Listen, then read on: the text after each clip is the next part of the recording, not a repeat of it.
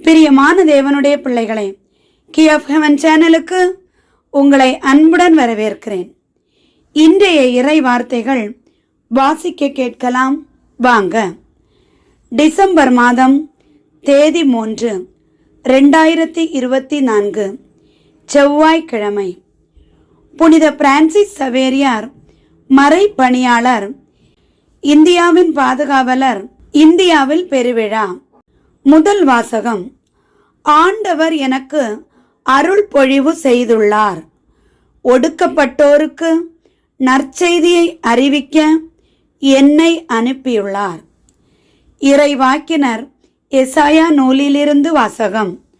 அதிகாரம் 61, இறை வார்த்தைகள் 1-3 முடிய. ஆண்டவராகிய என் தலைவரின் ஆவி என்மேல் உள்ளது, ஏனெனில் அவர் எனக்கு அருள் பொழிவு செய்துள்ளார்.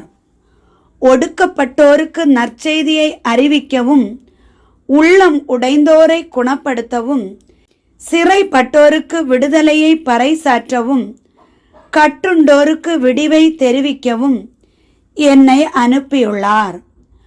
ஆண்டவர் அருள் தரும் ஆண்டினை முழங்கவும், நம் கடவுள் அநீதிக்கு பழிவாங்கும் நாளை அறிவிக்கவும், துயருற்று அழுவோருக்கு ஆறுதல் அளிக்கவும், சீயோனில் அழுவோருக்கு ஆவன செய்யவும், சாம்பலுக்கு பதிலாக அழகு மாலை அணிவிக்கவும், புலம்பலுக்கு பதிலாக மகிழ்ச்சி தைலத்தை வழங்கவும், நலிவுற்ற நெஞ்சத்திற்கு பதிலாக புகழ் என்னும் ஆடையை கொடுக்கவும் என்னை அனுப்பியுள்ளார். நேர்மையின் தேவதாருக்கள் என்றும் தாம் மாட்சியுறுமாறு ஆண்டவர் நட்டவை, என்றும் அவர்கள் பெயர் பெறுவர். இது ஆண்டவரின் அருள்வாக்கு.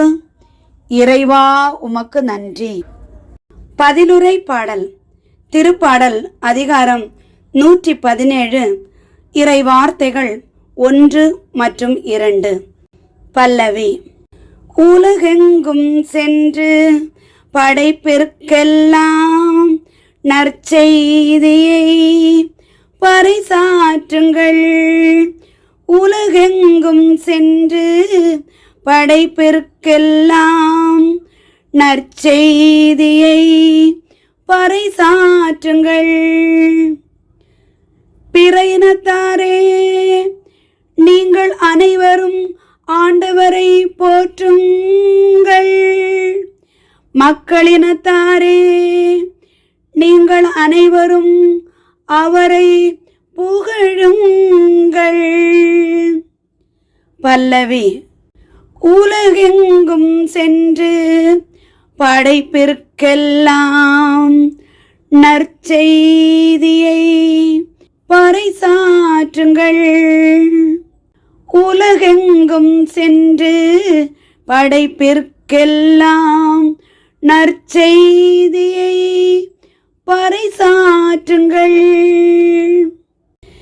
ஏனெனில் ஆண்டவர் நமக்கு காட்டும் மாறாத அன்பு மிக பெரியது. அவரது உண்மை என்றென்றும் நிலைத்துள்ளது. பல்லவி. உலகெங்கும் சென்று படைப்பிற்கெல்லாம் நற்செய்தியை பறைசாற்றுங்கள். உலகெங்கும் சென்று படைப்பிற்கெல்லாம் நற்செய்தியை பறைசாற்றுங்கள். இரண்டாம் வாசகம். நற்செய்தியை அறிவிக்காவிடில் ஐயோ எனக்கு கேடு. திருத்தூதர் பவுல் கொரிந்தியருக்கு எழுதிய முதல் திருமுகத்திலிருந்து வாசகம். அதிகாரம் 9, இறை வார்த்தைகள் 16-19 வரை மற்றும் 22-23 வரை. சகோதரர் சகோதரிகளே, நான் நற்செய்தியை அறிவிக்கிறேன் என்றாலும் அதில் நான் பெருமைப்பட ஒன்றுமில்லை. இதை செய்ய வேண்டிய கட்டாயம் எனக்கு உள்ளது. நற்செய்தியை அறிவிக்காவிடில் ஐயோ எனக்கு கேடு. இதை நானாக விரும்பி செய்தால் எனக்கு கைமாறு உண்டு. நானாக விரும்பாவிட்டாலும் இது என்னிடம் ஒப்படைக்கப்பட்டுள்ள பொறுப்பாக இருக்கிறது. அப்படியானால் எனக்கு கைமாறு என்ன? உங்களுக்கு எச்செலவுமின்றி நற்செய்தியை அறிவிப்பதிலுள்ள மனநிறைவே அக்கைமாறு. நான் நற்செய்தி அறிவிப்போருக்கு உரிய உரிமையை கொஞ்சம் கூட பயன்படுத்தி கொள்ளவில்லை. நான் யாருக்கும் அடிமையாய் இல்லாதிருந்தும் பலரை கிறிஸ்துவிடம் கொண்டு வர என்னை எல்லாருக்கும் அடிமையாக்கி கொண்டேன். வலுவற்றவர்களை கிறிஸ்துவிடம் கொண்டு வர வலுவற்றவர்களுக்கு வலுவற்றவனானேன். எப்படியாவது ஒரு சிலரை ஏனும் மீட்கும்படி நான் எல்லாருக்கும் எல்லாமானேன். நற்செய்தியால் வரும் ஆசியில் பங்கு பெற வேண்டி நற்செய்திக்காக எல்லாவற்றையும் செய்கிறேன். இது ஆண்டவரின் அருள்வாக்கு. இறைவா உமக்கு நன்றி. நற்செய்திக்கு முன் வாழ்த்தொலி. மத்தேயு அதிகாரம் 28 இறை வார்த்தைகள் 19a 20b. ஆ ஆ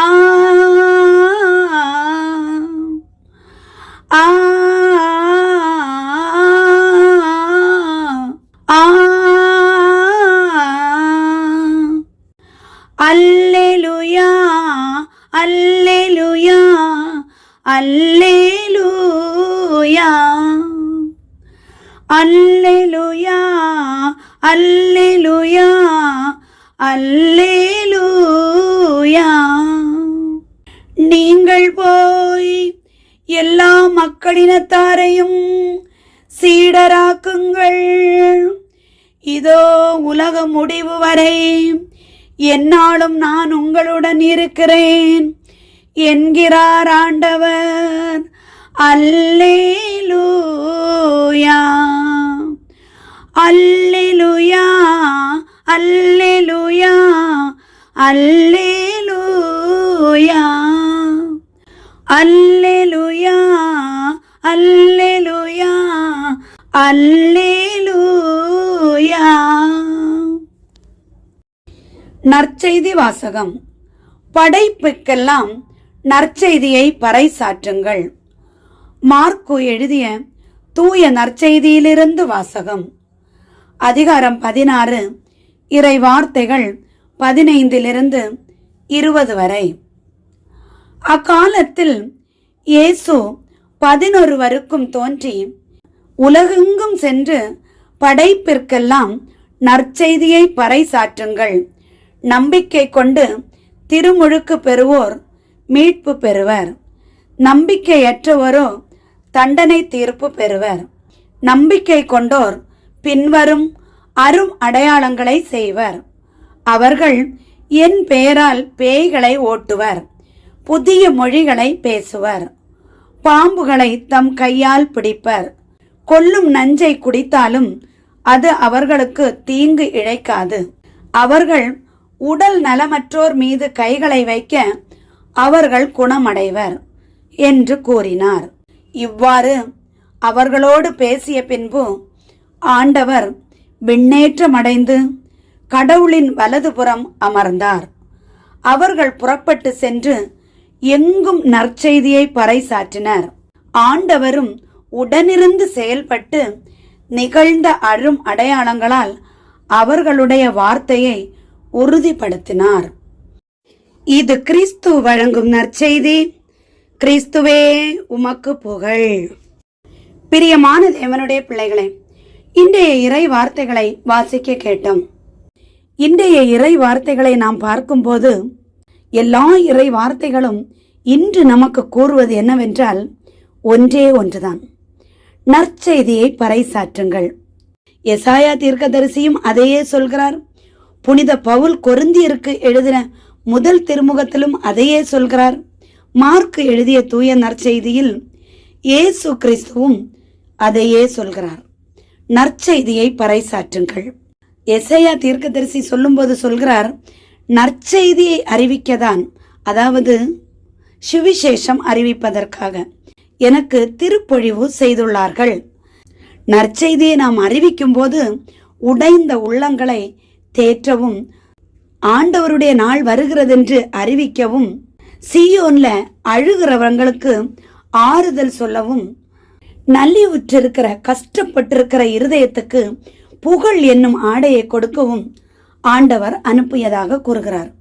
நற்செய்தியை நாம் அறிவிக்கும் போது பல துன்பங்கள் நமக்கு வந்தாலும் நாம் அதை பொருட்படுத்தாமல் ஆண்டவருடைய சுவிசேஷத்தை அறிவிக்க காத்திருக்க வேண்டும். ஆண்டவருடைய சுவிசேஷத்தை தைரியமாக அறிவிக்க வேண்டும். பிரியமானவர்களே, திருத்தூதர் பவுல் என்ன சொல்றாங்கன்னா, நான் நற்செய்தி அறிவிப்பதில் பெருமைப்பட ஒன்றுமே இல்லை. நற்செய்தி நம்ம அறிவிக்கும்போ நம்ம பெருமைப்படக்கூடாது, தாழ்மையா இருக்கணும். நான் தான் நற்செய்தி அறிவிக்கிறேன், என்னால தான் எல்லாம் முடியும் அப்படின்னு நம்ம பெருமைப்படக்கூடாது. தாழ்மையா போகணும். ஆண்டவருடைய சுவிசேஷம் நம்ம அறிவிக்கிறோம், அப்ப நம்ம தாழ்ந்து போகணும். அந்த நற்செய்தியை நம்ம அறிவிக்காட்டு ஐயோ கேடு. அதை நம்ம விரும்பி செய்தாலும் கைமாறு உண்டு, விரும்பாம செய்தாலும் அதுக்கு கைமாறு உண்டு. ஆனால் பவுல் சொல்கிறார், என்னிடம் ஒப்படைக்கப்பட்ட பொறுப்பு இந்த சுவிசேஷம் அறிவிப்பது. நான் கைமாறு கருதாமல் சுவிசேஷத்தை அறிவிப்பேன். சுவிசேஷம் அறிவித்தா ஏதாவது கைமாறு கிடைக்குமா அப்படின்னு நீங்க கேட்டா அதற்கு பவுல் என்ன சொல்றாருன்னு கேளுங்க. பவுல் சொல்றாங்க, கைமாறு இந்த நற்செய்தியை அறிவிக்கும்போ நமக்கு கிடைக்கும் இல்லையா மன ஆறுதல். என்னால ஒரு 4 மக்கள் மனம் திருந்தி ஆண்டவரிடம் வந்தாங்க, அந்த மன ஆறுதல் தான் நமக்கு கைமாறு. பவுல் நற்செய்தியை அறிவிக்கும் போது நற்செய்தி அறிவிப்போருக்கு உரிய உரிமையை அவங்க எடுத்துக்கிடவே இல்லையா. யாருக்குமே அடிமையா இருக்காத பவுலை பத்தி நான் உங்களுக்கு சொல்ல வேண்டியதில்லை. சவுலாக இருந்த பவுலை ஆண்டவராகிய இயேசு கிறிஸ்து பவுலாக மாற்றினார். சவுலாக இருக்கும்போது ரோம படைத்தளபதியாக இருந்தவர், யாருக்கும் அடிமையாக இருக்காத அந்த மனிதர் திருத்தூதராக மாறுகிறார் என்றால் எவ்வளவு அற்புதம், எவ்வளவு அதிசயம். அவங்க சொல்றாங்க, நான் யாருக்கும் அடிமையாக இல்லாதவன், ஆனா கிறிஸ்துவின் பொருட்டு கிறிஸ்துவோட நற்செய்தியை அறிவிப்பதற்காக தன்னை எல்லாருக்கும் அடிமையாக்கினதாக பவுல் கூறுகிறார். பவுல் வலுவற்றவர்களுக்கு யார் யார் எந்த நிலைமையில இருக்காங்கன்னு நமக்கு சொல்ல தெரியாது. அதனால பவுல் என்ன சொல்றாங்கன்னாக்கி, எந்த எந்த நிலைமையில இருக்கிறாங்களோ அந்த அந்த நிலைமையில போய் நான் அவங்களுக்கு நற்செய்தி சொல்றேன். வலுவற்றவர்களுக்கு நான் வலுவற்றவனா மாறினேன். சிலரை மீட்கும் பொருட்டு நான் எல்லாருக்கும் எல்லாமும் ஆனேன். சிலவங்க யாசுவாங்க, திட்டுவாங்க, கல்லெடுத்து அடிப்பாங்க, ஆனா எல்லாத்தையும் பொறுத்துட்டு சுவிசேஷத்தை அறிவித்தார். பிரியமான தேவனுடைய பிள்ளைகளே, அப்படி எல்லா கஷ்டத்தையும் தாங்கிட்டு பவுல் சுவிசேஷம் அறிவிக்கும்போது சொன்னாங்க, இந்த சுவிசேஷம் அறிவிக்கிறதுனால வரும் ஆசீர்வாதத்துல பங்கு பெற வேண்டி நற்செய்திக்காகத்தான் இந்த எல்லாவற்றையும் செய்கிறேன்னு தன்னை தாழ்த்தி ஒப்பு கொடுக்கறாங்க. பிரியமான தேவனுடைய பிள்ளைகளே, நாம் எப்படி வாழ்கிறோம்? ஒரு சிலருக்காவது நம்மால் முடிந்த நற்செய்தியை ஆண்டவருக்கென செய்ய நாம் முன் வர வேண்டும். அதன் பிறகு நம்ம பார்க்கும்போது ஆண்டவராகிய இயேசு கிறிஸ்து நமக்காக பாடுபட்டு சிலுவையில் அறையப்பட்டு 3ஆம் நாள் உயிர் தெழுந்து 40 நாள் தன்னை உயிர் உள்ளவராக எல்லாருக்கும் காட்சி கொடுத்தாங்க. அதில் சீஷர்களுக்கும் காட்சி கொடுத்தாங்க. அப்போதான் தோமா நம்பாம, நான் அவரோட காயத்துல விரலை போட்டு பார்த்தாதான் நம்புவேன்னு சொன்னாங்க. இயேசு கிறிஸ்து அவருக்கும் காட்சி கொடுத்து, நீ என்னோட காயத்துல விரலை போட்டு பாரு அப்படின்னு சொன்னாங்க. அந்த சமயம் ஒரு வார்த்தையை சொன்னாங்க, தோமாவே, நீ கண்டு விசுவாசிக்கிறாய், ஆனால் காணாமல் விசுவாசிக்கிறவர்கள் பாக்கியவான்கள். பிரியமான தேவனுடைய பிள்ளைகளே, நாம் ஆண்டவரை காணாமல் விசுவாசிக்கிறவர்கள். நாம் ஆண்டவரை முழுமையாக விசுவாசிக்கும் போது ஆசீர்வாதம் பெற்றவர்களாக ஆகிறோம்.